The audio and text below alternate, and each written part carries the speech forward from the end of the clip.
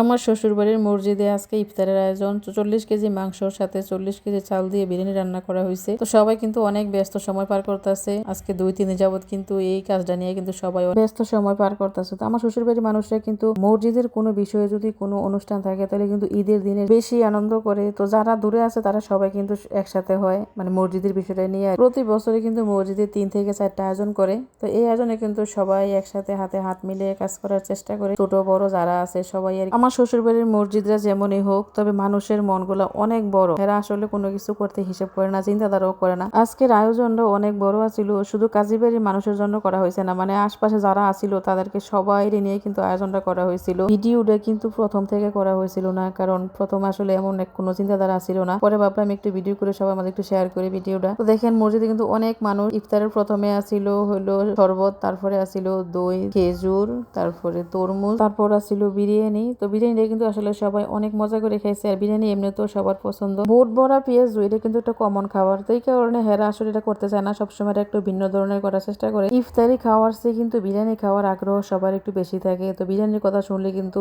এমনিতেও মানুষ বেশি হয়। রমজান মাসে কিন্তু নিজে খাওয়ার চেয়ে কিন্তু অন্যের খাওয়াইতে পারলে সবচেয়ে বেশি আনন্দ লাগে। মানে কেউ যদি তৃপ্তি করে কোনো জিনিস খাইতে পারে নিজের কাছে কিন্তু অনেক ভালো লাগে। তো আমার শ্বশুর বাড়িতে আমার বিয়ের পরে আমি অনেক কিছু শিখছি, অনেক কিছু দেখছি, কারণ হেরা কিন্তু যেই কোনো আয়োজনে মানে আশপাশে যারা আছে আত্মীয় স্বজন যারা আছে সবাই নিয়ে একসাথে খাইতে পছন্দ করে, আর সবাই একসাথে খাওয়াইতেও অনেক পছন্দ করে। আরেকটা জিনিস হইতেছে, আমার শ্বশুর বাড়ির ছোটরা কিন্তু বড়দেরকে অনেক সম্মান করে। আমি অন্য জায়গায় দেখি ছোটরা বড়রা একসাথে বসে আড্ডা মারে, তো আমার শ্বশুর বাড়িতে আমি এই জিনিসটা আমি কখনো দেখি নাই, কারণ সবাই কিন্তু সবাই সম্মান করার চেষ্টা করে।